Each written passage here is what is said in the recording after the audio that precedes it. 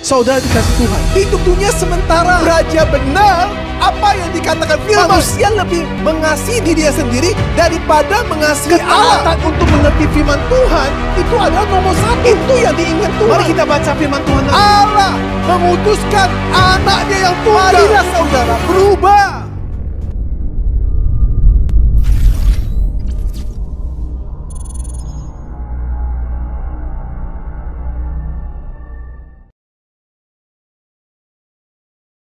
Shalom, selamat pagi jemaat yang kasih Tuhan. Apa kabarnya? Saya berharap semuanya dalam keadaan yang tetap baik, tetap bersukacita, dan tetap percaya Tuhan pasti akan menyudahi segala sakit penyakit yang saat ini sedang beredar di sekitar kita. Mari bersama-sama pada pagi hari ini kita persiapkan diri kita akan beribadah kepada Tuhan. Bersama-sama kita akan bersaat teduh sejenak. Mari bersama-sama kita bersaat teduh.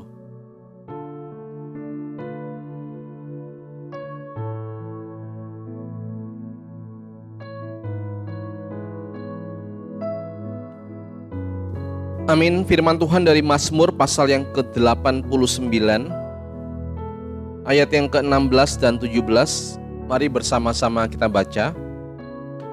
Berbahagialah bangsa yang tahu bersorak-sorai, ya Tuhan, mereka hidup dalam cahaya wajah-Mu.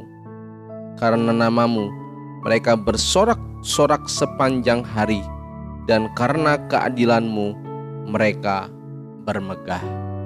Kita berdoa. Bapa dalam surga, terima kasih jika pada minggu pagi hari ini Tuhan, semua kami ada dalam keadaan yang baik, sehat. Kami bisa bersama-sama Tuhan berkumpul melalui media streaming ini Tuhan untuk beribadah kepada Tuhan. Terima kasih Tuhan, dan kami berdoa biar Tuhan yang menolong setiap kami sehingga kami sungguh mengarahkan hati kami hanya kepada Tuhan. Kami bersama-sama memuji-muji nama-Mu Tuhan. Kami juga bersama-sama kembalikan merenungkan firman-Mu. Berkatilah semua kami, jemaat-jemaat Tuhan, hamba-hamba-Mu. Gembala kami Pendeta Sentan Tuhan yang pimpin, sehingga pada hari ini Tuhan kami jemaat-jemaat Gereja Reform Karismatik Indonesia sungguh beribadah kepada Tuhan. Dalam Yesus Kristus Tuhan kami buka ibadah kami pada pagi hari ini. Amin. Salam, puji Tuhan, jemaat yang kasih Tuhan. Kita kembali beribadah pada hari ini. Salam sukacita. Ayo jemaat yang di rumah katakan, haleluya, puji Tuhan. Kami percaya hidup kami karena anugerah Tuhan. Hidup kami karena kasih Tuhan. Kebaikan Tuhan yang begitu baik, kebaikan Tuhan yang begitu besar, yang berlimpah kepada kami. Mari jemaat yang ada di rumah, silakan saya mengundang jemaat yang di rumah untuk bangkit berdiri. Kita akan sama-sama menyanyi satu pujian dengan tema pujian kita, Grace Alone.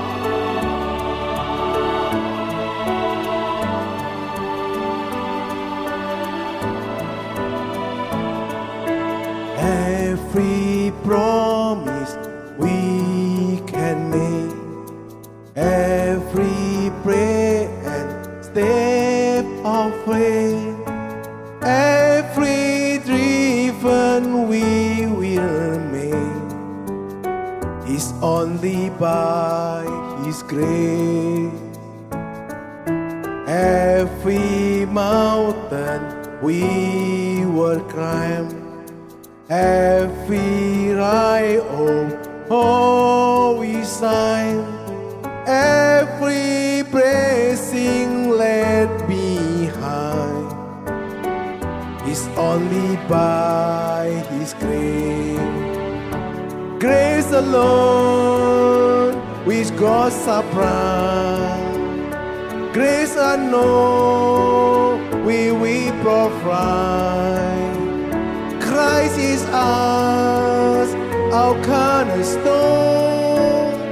We will go for in grace alone.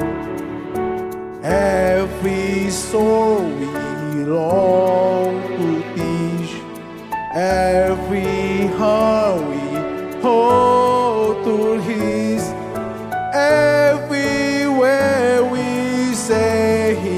peace is only by His grace. Every loving word we say, every tear we wipe away, every sorrow turn to peace is only by His grace. Grace alone, with God's supply, strength I know He will provide. Christ is ours, a cornerstone. We will go for in grace alone.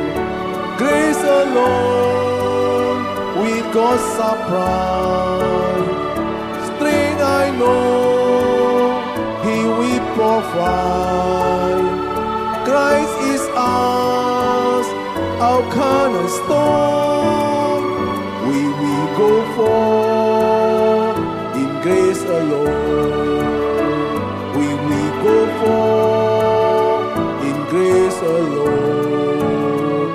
We will go for in grace alone. Saya undang jemaat yang dikasihi Tuhan, mari kita tunduk kepala, kita doa Bapa kami surga. Bapa kami yang di surga, dikuduskanlah nama-Mu, datanglah kerajaan-Mu, jadilah kehendak-Mu di bumi seperti di surga. Berikanlah kami pada hari ini makanan kami yang secukupnya, dan ampunilah kami akan kesalahan kami, seperti kami juga mengampuni orang yang bersalah kepada kami. Dan janganlah membawa kami ke dalam pencobaan, tetapi lepaskanlah kami daripada yang jahat. Karena Engkaulah yang mempunyai kerajaan dan kuasa dan kemuliaan sampai selama-lamanya. Amin.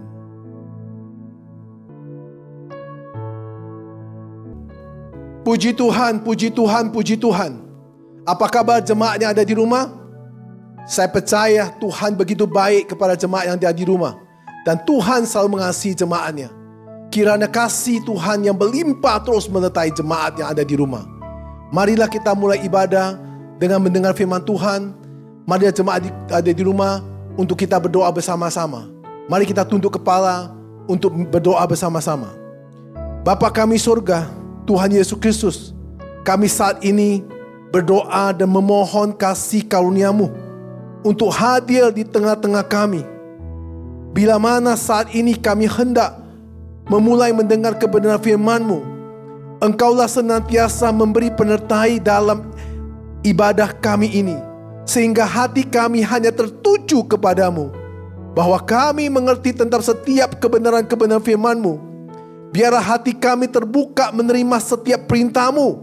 Terima kasih Tuhan, dan kami siap untuk mendengar firman-Mu. Urapin hamba-Mu, diberikan kuasa, Bibir, mulut hamba-Mu Tuhan pakai untuk menyampai setiap kebenaran-Mu sesuai dengan kehendak-Mu.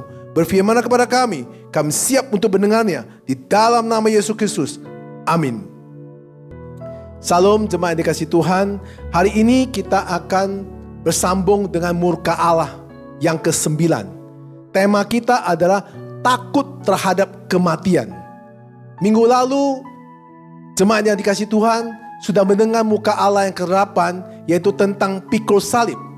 Nah, hari ini kita akan mendengar kebenaran firman Tuhan dengan tema takut terhadap kematian. Saudara-saudari kasih Tuhan, siapakah yang tidak takut kematian? Saya percaya semua orang takut kematian. Kematian bisa datang kepada siapa saja.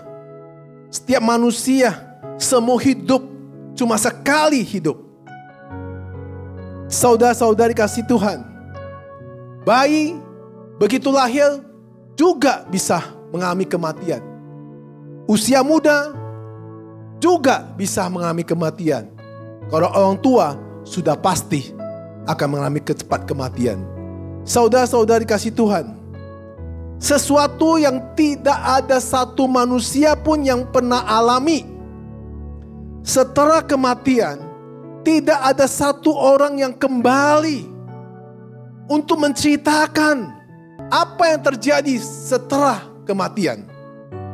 Saudara-saudara kasih Tuhan, orang-orang tua mereka berani untuk mati demi anaknya. Anak belum tentu berani mati demi orang tua. Itu seperti satu alur yang sudah terjadi dari alur kebudayaan atau alur dari kuadrat manusia. Dan saudara, kalau ditanya siapa saja yang tidak takut kematian? Adakah orang yang tidak takut kematian? Tentu ada. Orang-orang yang depresi tidak takut kematian. Orang-orang gila tidak takut kematian. Orang-orang putus asa tidak takut kematian. Saudara-saudara dikasih Tuhan, semua manusia akan menghadapi kematian.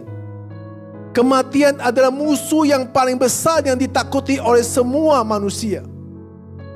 Baik orang yang sakit, baik orang yang sehat, baik orang kaya, baik orang miskin, semua akan hadapi kematian.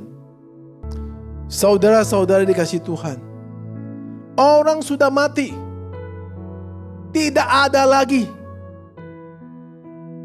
Apapun sudah tidak ada lagi. Yang hanya tercatat adalah namanya, sejarahnya.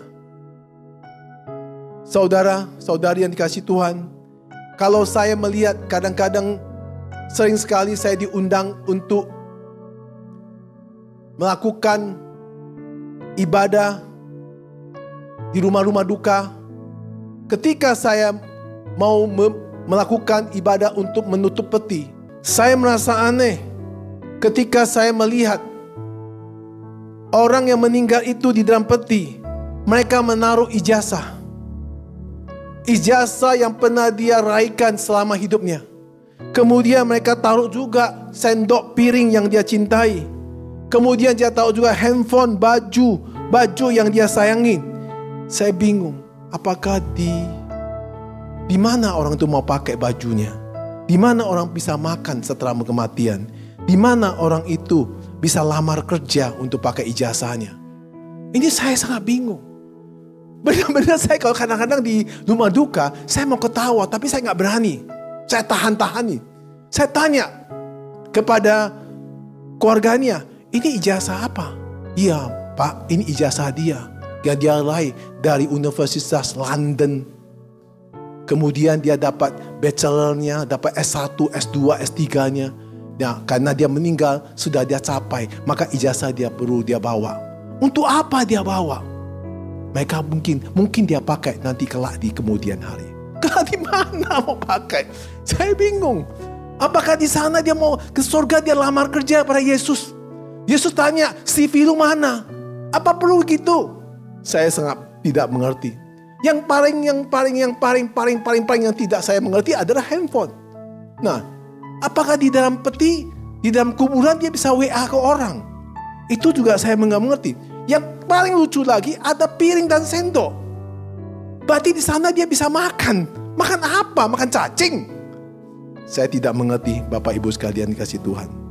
Marilah hari ini kita belajar dengan judul kita, takut terhadap kematian. Kita buka firman Tuhan pada hari ini. Kita bersama-sama buka firman Tuhan. Ibrani 2 ayat 14 sampai yang ke-15. Ibrani 2 ayat 14 sampai 15. Saya mengharap jemaat yang ada di rumah membuka Alkitab untuk baca bersama-sama dengan saya. Karena firman ini hanya 2 ayat yang kita baca. Maka penting jemaat ikut membacanya.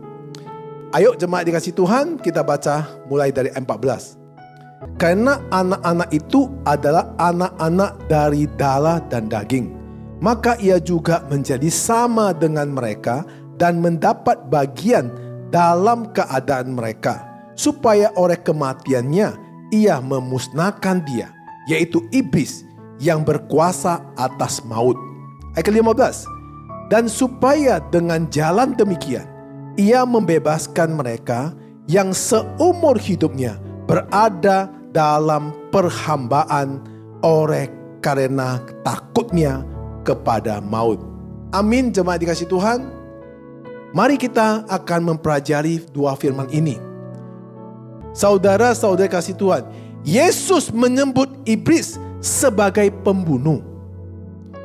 Iblis adalah pembunuh manusia sejak semula dan tidak hidup dalam kebenaran. Iblis tidak hidup dalam kebenaran. Sebab di dalam iblis tidak ada kebenaran. Saudara-saudara dikasih Tuhan, iblis adalah pendusta dan bapa segala pendusta. Maka yang dicatat oleh Injil Yohanes 8 ayat 44, mari kita baca bersama-sama. Iblislah yang menjadi bapakmu, dan kamu ingin melakukan keinginan-keinginan bapakmu. Ia adalah pembunuh manusia sejak semula dan tidak hidup dalam kebenaran. Sebab di dalam dia tidak ada kebenaran. Apabila ia berkata dusta, ia berkata atas kehendaknya sendiri. Sebab ia adalah pendusta dan bapa segala dusta. Amin. Perhatian baik-baik. Pekerjaan utama iblis bukanlah membunuh, tetapi dia mau menyeretkan manusia itu ke dalam kebinasaan dan menyeret manusia itu ke dalam neraka. Itu adalah fokus utama oleh si iblis. Iblis lebih suka pengikutnya memiliki hidup yang panjang. Arti yang panjang adalah orang hidup yang senang-senang dan bahagia dan penuh dengan banyak harta, hidup dengan kebohongan, hidup dengan penampilan-penampilan yang luar biasa. Kenapa iblis suka orang seperti itu? Yang orang suka show off, orang suka berpenampilan yang wah-wah, yang selalu memancing orang. Nah, itu tujuan apa? Agar bisa mengejek orang-orang kudus. Sehingga melihat orang-orang kudus itu ada seakan-akan menderita. Seorang kudus itu adalah akhirnya orang kudus itu pasti orang susah itu pasti akan masuk neraka. Saya pernah dengar satu statement dari seorang pendeta. Dia katakan, kalau orang hidup selalu sulit atau orang hidup yang selalu miskin, itu pasti hidupnya masuk neraka. Konsep dia adalah hidup itu harus kaya. Konsepnya adalah hidup harus kaya dan mempunyai harta yang banyak. Karena katanya kalau kaya bisa berkati orang. Kalau miskin bagaimana bisa berkati orang? Nah, ini pertanyaan inilah yang perlu saudara renungkan pada hari ini. Apakah perkataan seorang pendeta itu benar atau salah? Saya tidak bisa menafsirkan dengan khotbah saya. Saya mempersilakan jemaat yang dikasihi Tuhan untuk mendengar seluruh khotbah saya. Setelah itu jemaat untuk menafsirkan sendiri. Saudara-saudari dikasihi Tuhan, saya beri contoh. Orang kaya dan orang miskin, keduanya sama-sama hidup bahagia. Cuma hanya beda adalah fasilitas. Siapa bilang orang miskin tidak bahagia? Siapa bilang orang kaya pasti bahagia? Belum tentu. Saya banyak melihat orang kaya punya rumah 5.000 meter, punya tempat tidur yang sebesar super king size. Itu mungkin kira-kira 2 meter lebih. Tapi dia tidak pernah tidur di dalam kamarnya. Selalu tidur di sofa. Kadang-kadang tidur di lantai. Kenapa? Dia gak pernah bahagia. Setiap hari ketakutan. Nah, saya pernah lihat juga orang miskin di rumah bidik. Tanah itu tidak ada keramik. Tapi saya lihat mereka tidur penuh dengan ngorok yang bunyinya luar biasa, pulasnya luar biasa. Apa yang dikatakan bahagia? Bahagia itu hanya membicarakan fasilitas. Nah, Yesus berkatakan, iblis itu bukan dia datang untuk membunuh manusia, tetapi dia ingin menyeret manusia itu ke dalam neraka. Maka supaya manusia itu menampilkan kesombongan-kesombongan duniawinya dengan kesombongan kekayaannya, kesombongan-kesombongan hartanya, kesombongan-kesombongan dengan penampilan, dengan hidup yang senang, sehingga bisa mengejek atau menyinjil orang-orang yang kudus, yang pikul salib dan menyangkal diri. Nah saudara, ini satu pemahaman mungkin pada hari ini jemaat yang ada di rumah belum pernah mendengar. Nah, jemaat yang di rumah coba renungkan baik-baik perkataan yang saya katakan itu. Apakah bisa cocok dengan saudara-saudari yang dikasihi Tuhan? Saudara-saudari kasih Tuhan, kekuatan untuk membinasakan manusia bukan terletak pada iblis, tetapi terletak pada dosa yang diajarkan, dosa kebohongan yang diucapkan oleh manusia itu sendiri. Karena manusia suka berbohong. Manusia suka dapat ajaran-ajaran yang menjerumuskan ke dalam dosa. Jadi, kekuatan untuk membina manusia itu bukan terletak pada iblis.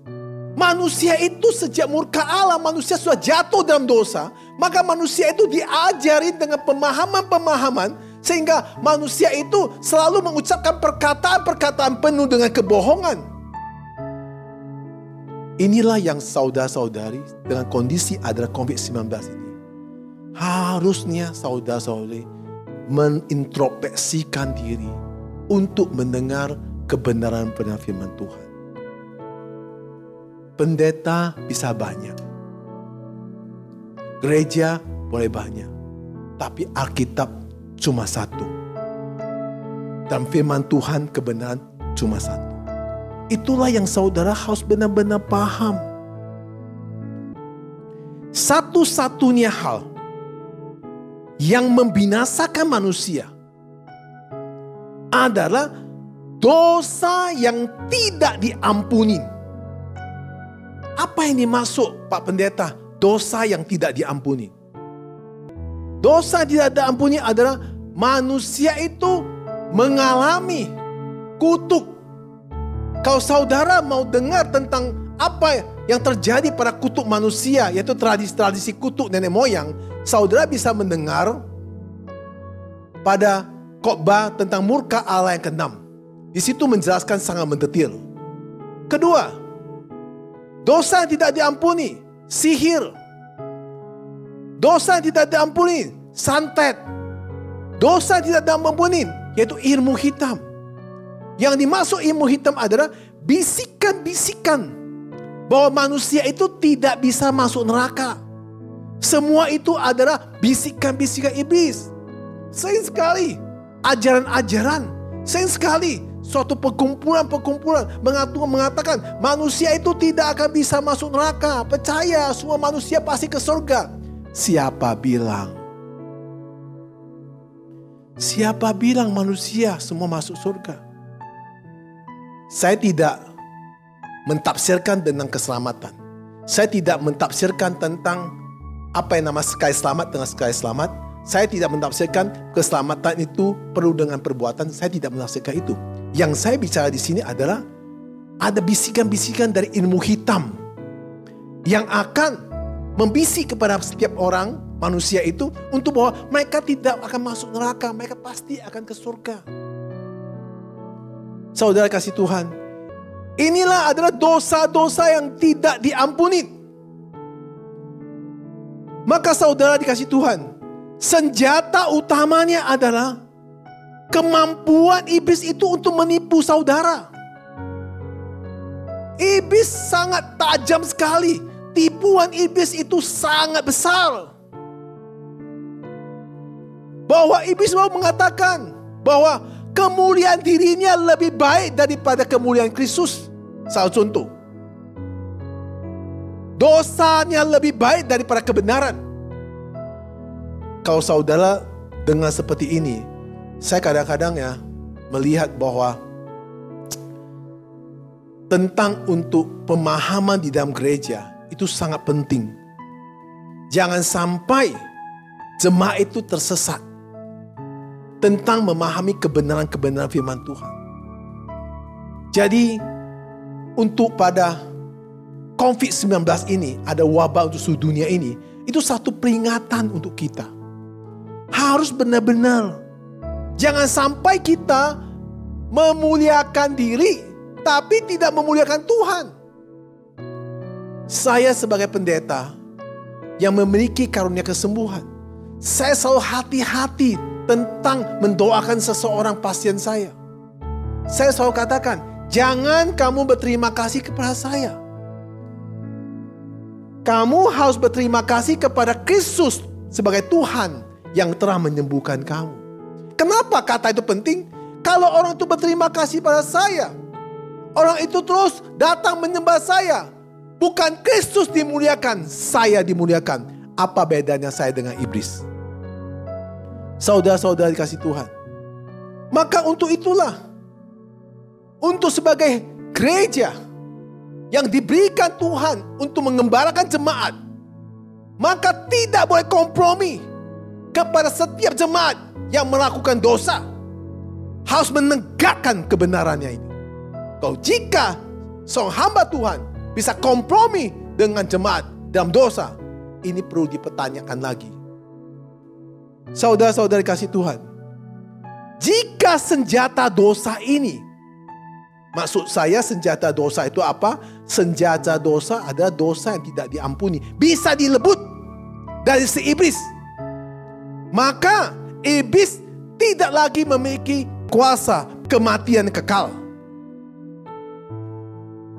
Inilah alasan Kristus datang ke bumi ini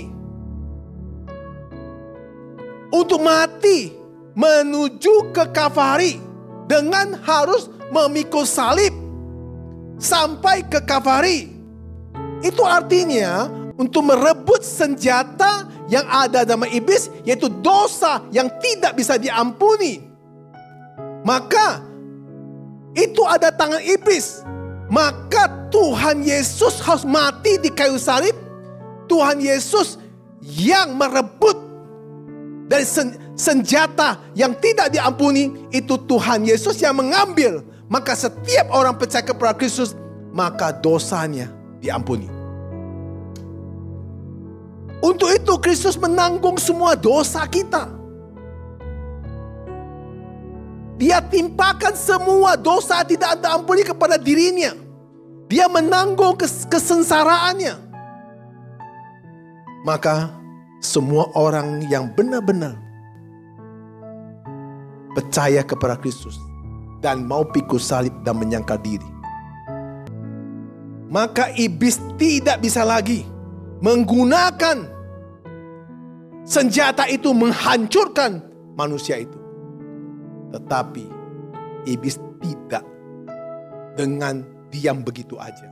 Walaupun kita sudah jadi anak Tuhan, walaupun kita sudah pikul salib, walaupun kita sudah menyangkal diri, jangan berpikir bebas.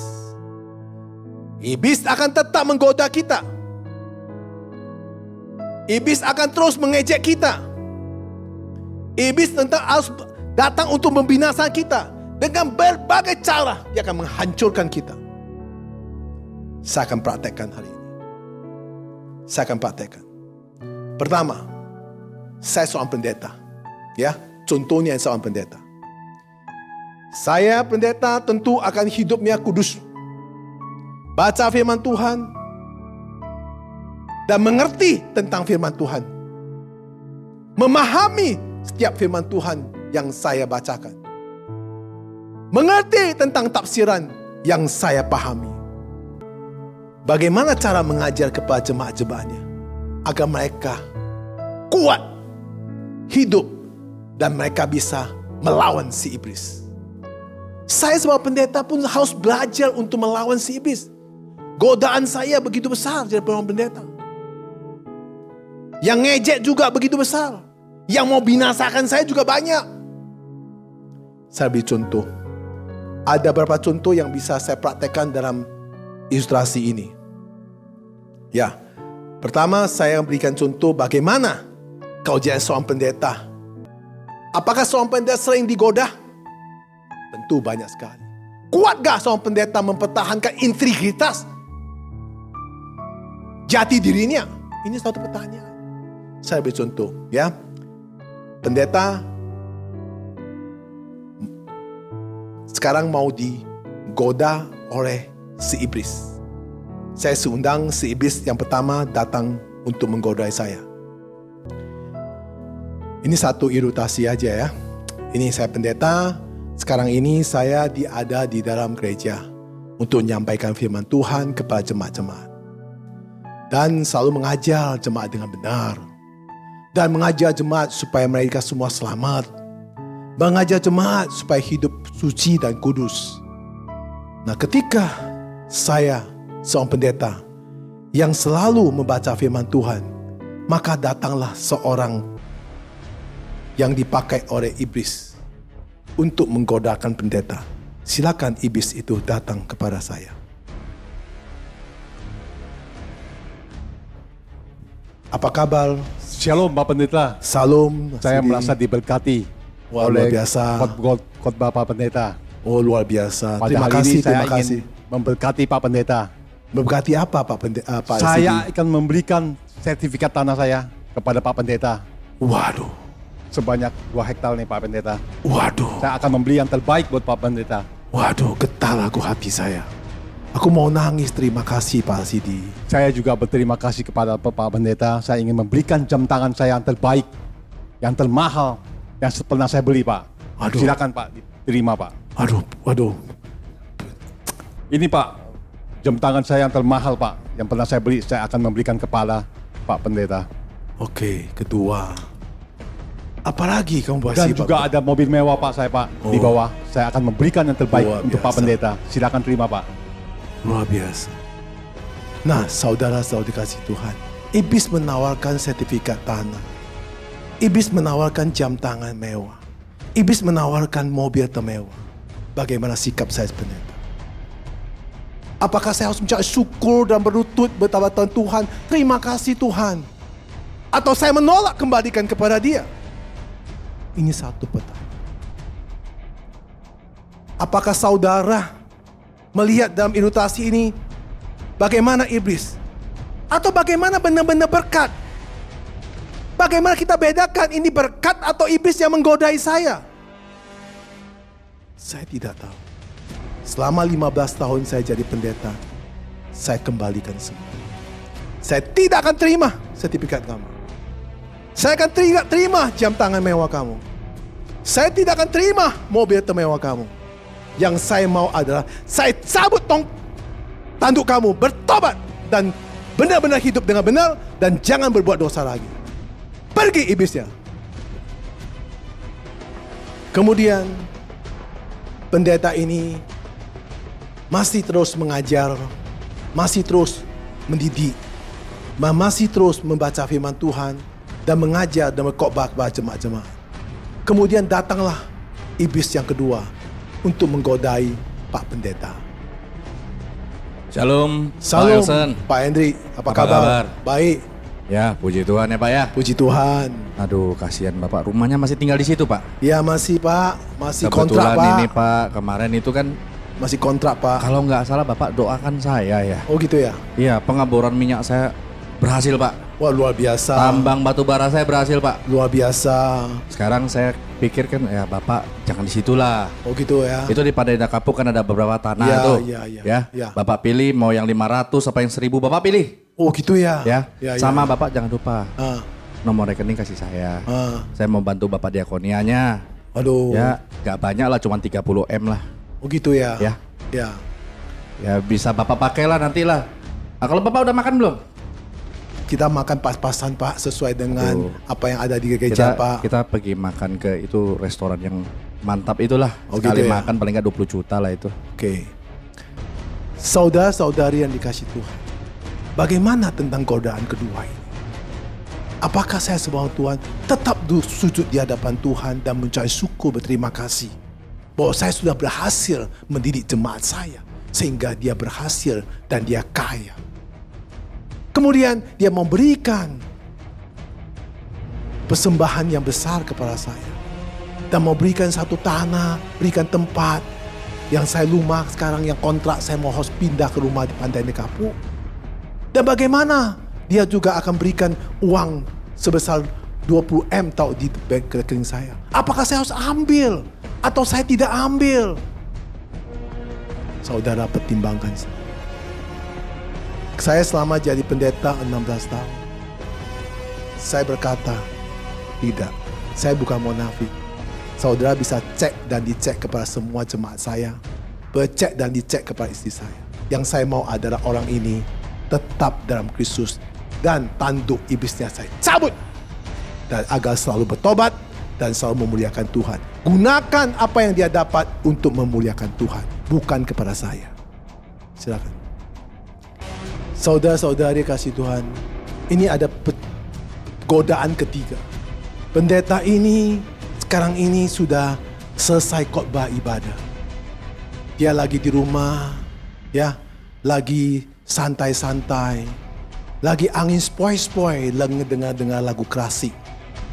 Dan kemudian si iblis yang ketiga datang menggoda pendeta.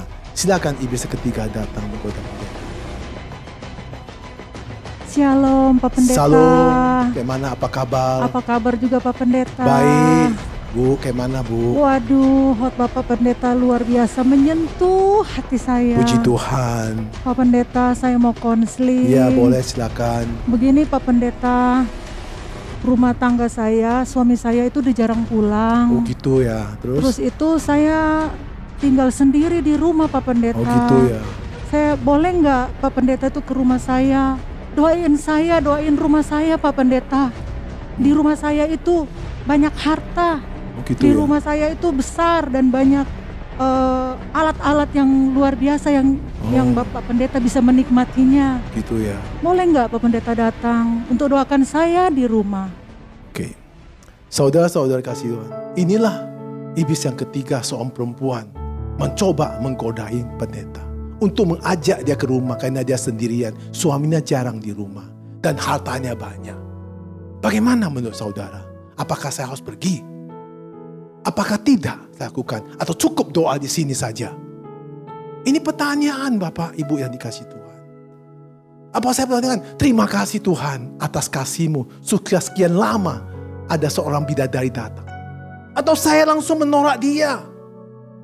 Dia datang dengan etika baik kok.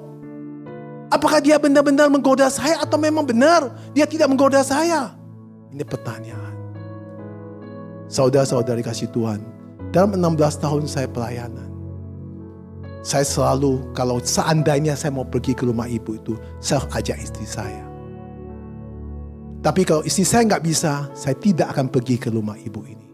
Yang saya mau adalah ibu ini, kalau memang dia menghadapi kesulitan, menghadapi sesuatu dalam mental, saya berdoa dia di depan banyak umum, dan saya mau ibu ini tanduknya dicabut, dan juga dia bertobat dan terus membaca firman Tuhan dan belajar firman Tuhan dan sering sekali mendekati Tuhan sehingga dia hidup penuh tidak sendirian dan hidup penuh damai dan hidup selalu memuliakan Tuhan.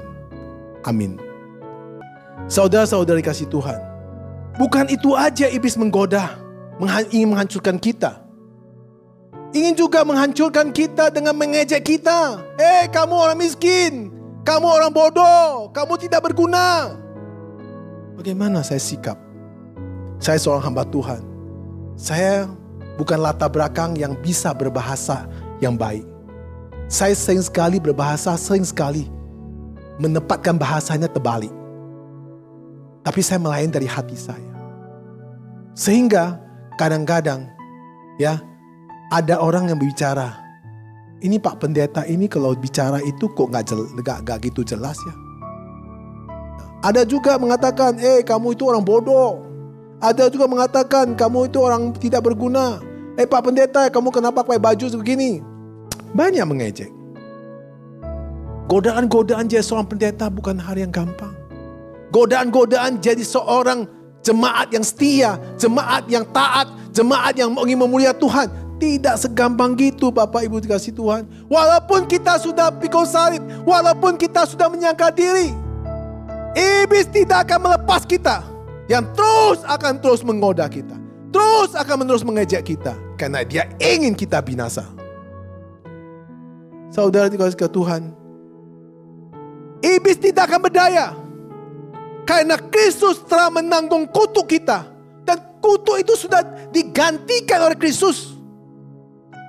Iblis tidak bisa lagi mencoba dengan sekuat tenaga. Tetapi dia tidak akan menghancurkan kita, karena murka Allah telah dipuaskan oleh Kristus. Saudara-saudara kasih Tuhan, anugerah yang begitu menjadi perisai bagi kita semuanya. Iblis tidak mungkin berhasil melawan kita, karena ada penangkar, yaitu Yesus Kristus. Saudara-saudari kasih Tuhan, maka penting sekali kita mengerti tentang penderita dan kematian Kristus. Itu adalah penangkar, supaya iblis tidak bisa berhasil melawan kita. Apalagi saudara intim dengan Tuhan. Saudara kasih Tuhan, maka setiap umat Allah harus mengerti penderitaan dan kematian Kristus.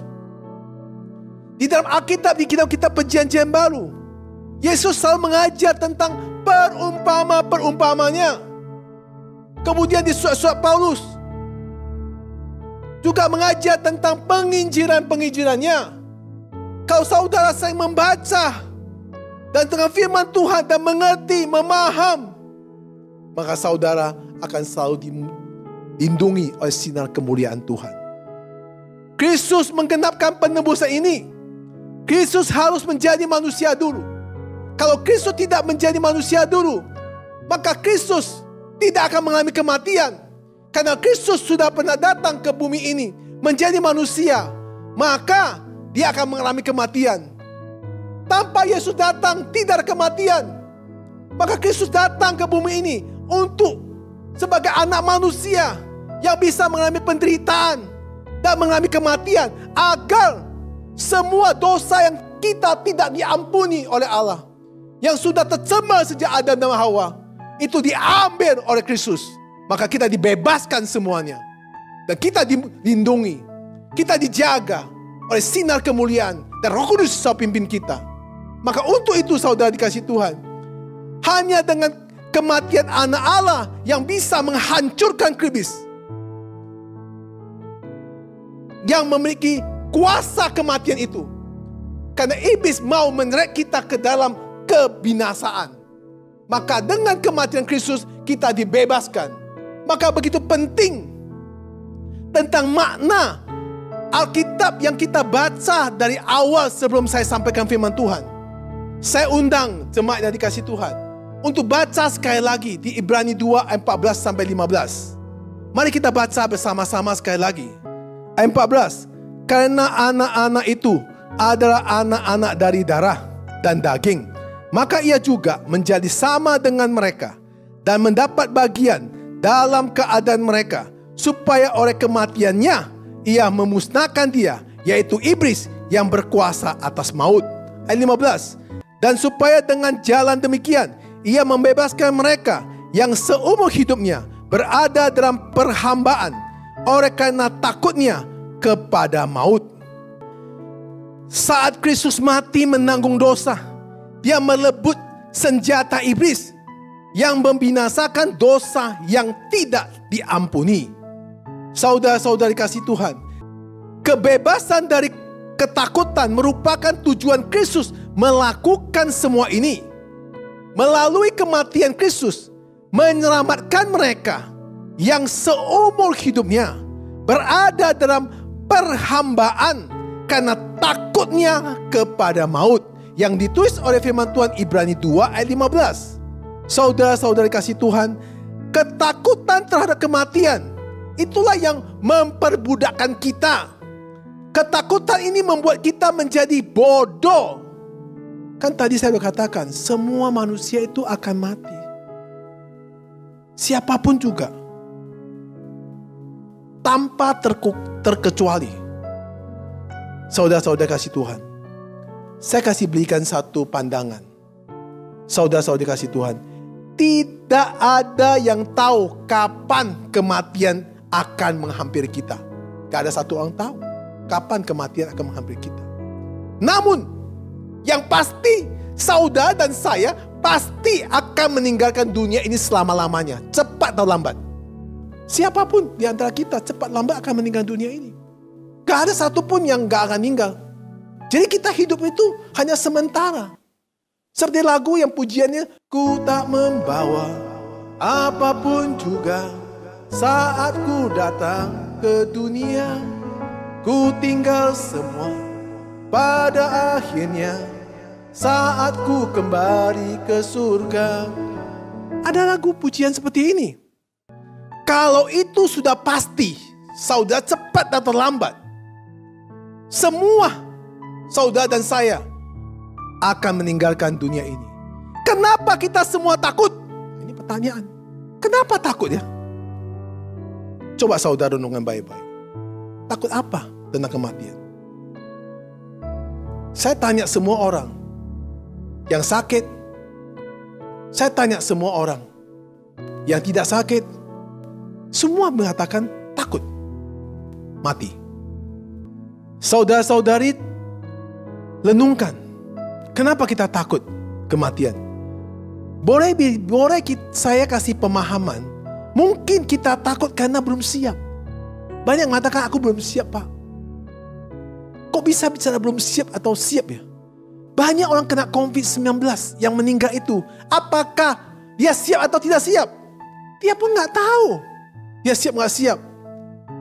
Saya pun tidak tahu saya siap nggak siap. Seorang pendeta.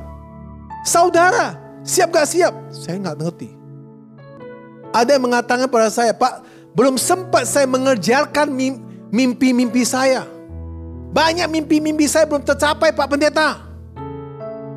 Ada juga mengatakan pada saya, belum siap saya meninggalkan orang-orang yang saya cintai.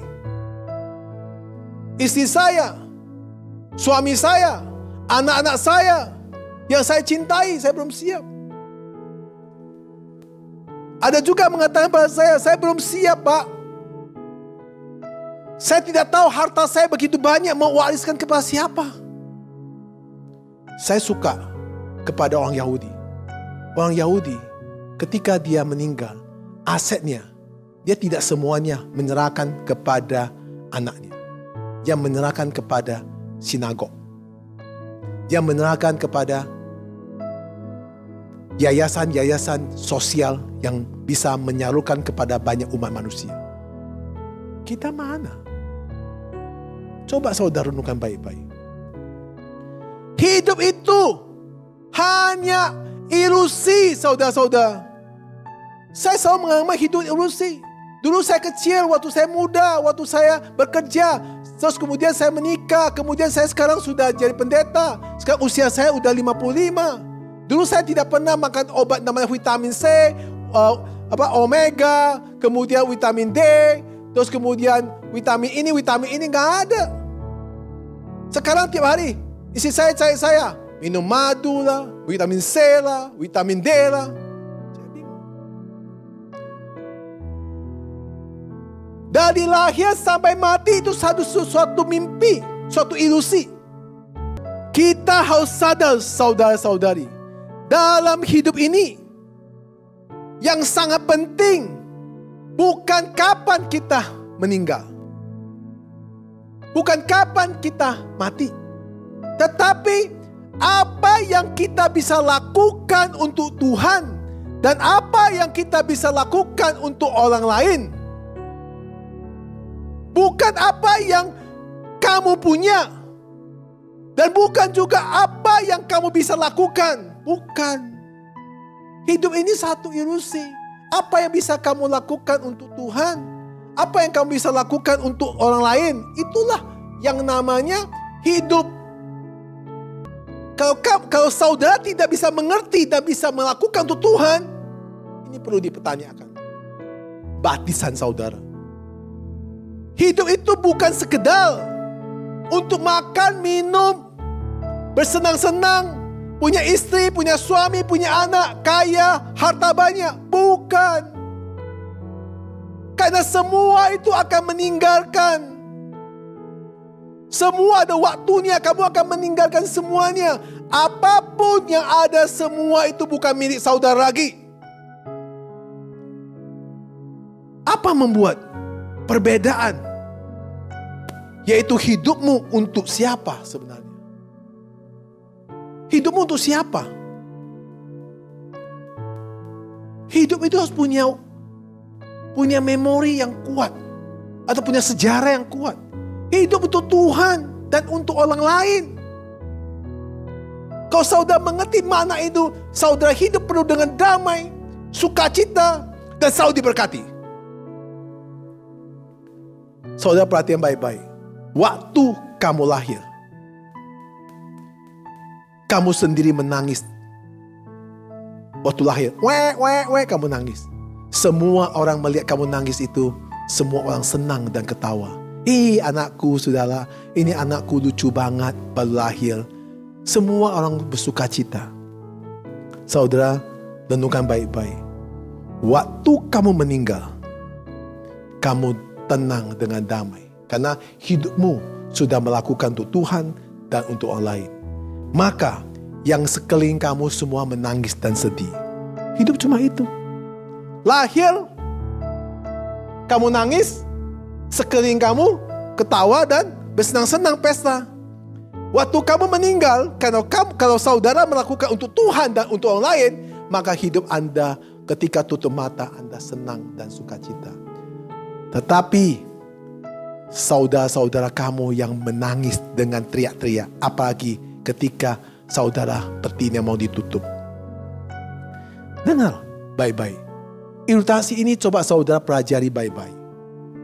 Saya sering sekali mendoakan anak yang baru lahir. Saya juga sering sekali ke rumah duka menutup peti kepada orang yang meninggal. Di situ saya mengambil makna hidup itu sana satu adalah ilusi. Jadi saudara, Yesus mati untuk membebaskan kita dari ketakutan ini. Saat ketakutan terhadap kematian dihancurkan oleh tindakan-tindakan kasih Kristus yang rela mengorbankan dirinya. Dan diperbudakan kita juga dihancurkan oleh salib yang Tuhan Yesus telah menjalankannya. Kita bebas untuk mengasihi seperti Kristus. Walaupun kita harus membayarnya dengan nyawa kita sendiri. Kita harus lakukan itu. Saudara-saudari, iblis mungkin membunuh tubuh kita. Tapi iblis tidak bisa membunuh jiwa kita. Kita aman dalam Kristus. Bahkan suatu hari nanti tubuh kita yang fana ini akan dibangkitkan oleh Kristus seperti yang tercatat dalam Roma 8 ayat 11. Firman Tuhan berkata dengan jelas sekali. Jadi kalau iblis membunuh kita jasmani, gak masalah. Tapi iblis tidak bisa membunuh jiwa kita, yaitu roh kita. Roh kita adalah milik Kristus, milik Tuhan. Saudara ingat baik-baik itu. Roma 8 ayat 11. Dan jika roh Dia yang telah membangkitkan Yesus dari antara orang mati diam di dalam kamu, maka Ia yang telah membangkitkan Kristus Yesus dari antara orang mati akan menghidupkan juga tubuhmu yang fana itu oleh Roh-Nya yang diam di dalam kamu. Saudara dikasihi Tuhan, Alkitab dengan jelas mengatakan tujuan dari kebebasan ini. Saudara-saudara memang sudah dipanggil untuk menjadi merdeka.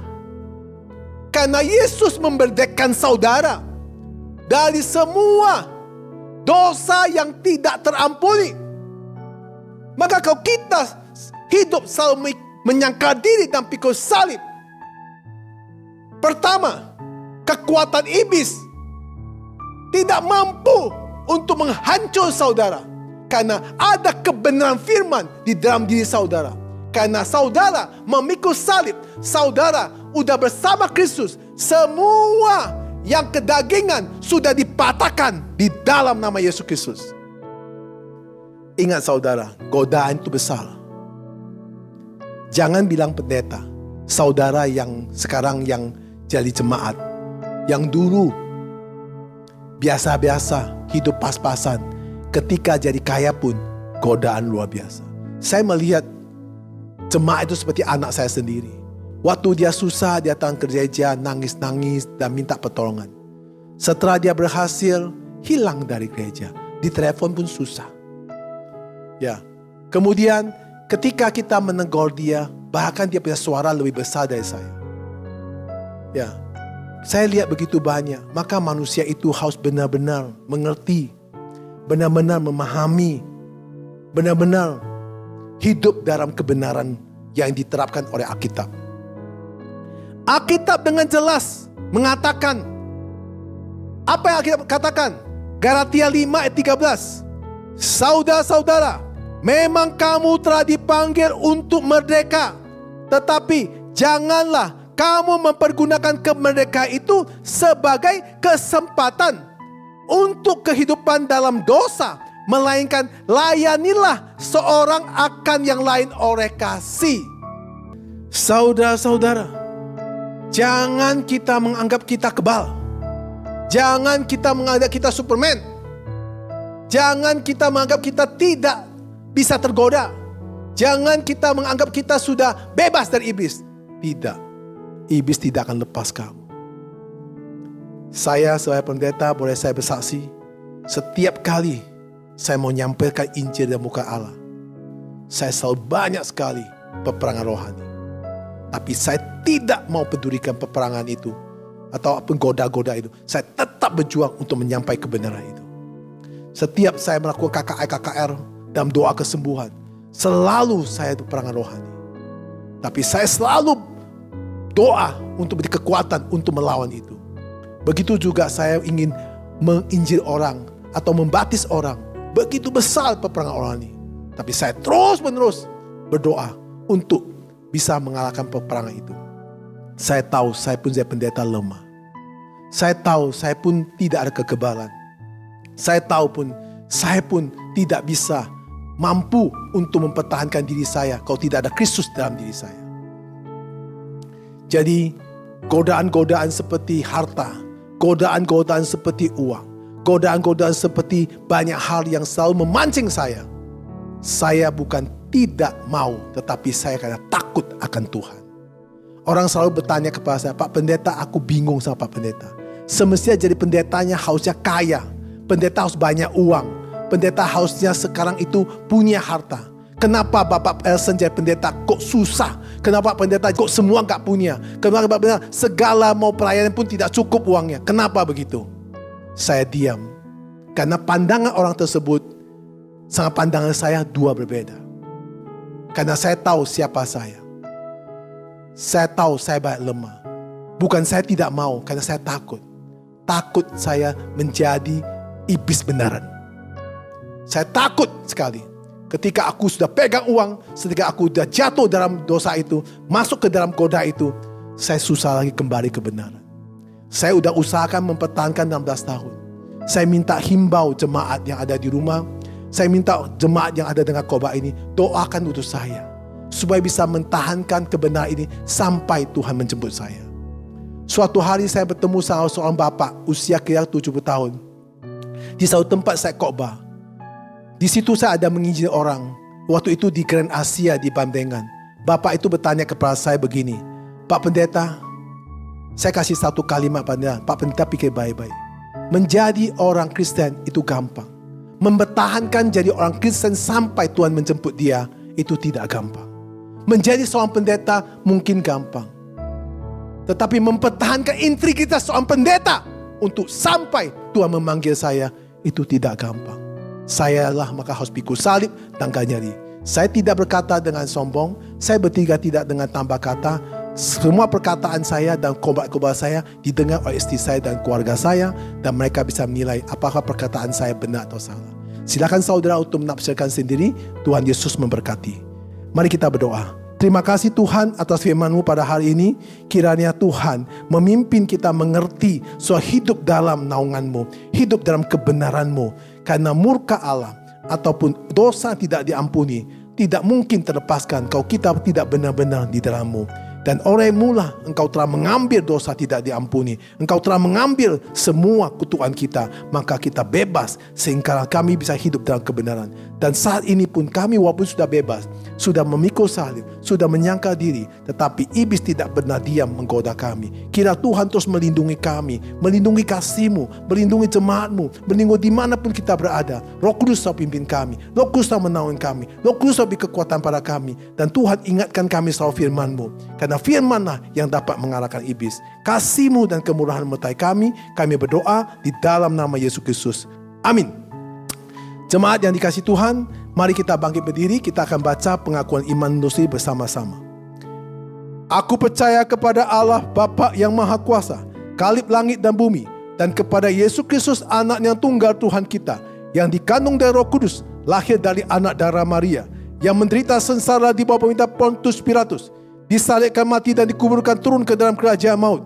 Pada hari ketiga bangkit pula dari antara mati, naik ke surga duduk sebelah kanan Allah Bapa yang Maha Kuasa. Dari sana akan datang menghakimi orang yang hidup dan yang mati. Aku percaya kepada Roh Kudus, gereja kudus dan am, persekutuan kudus, pengampunan dosa, kebangkitan tubuh dan hidup kekal. Amin. Selamat berhari Minggu. Tuhan Yesus memberkati. Puji Tuhan. Amin.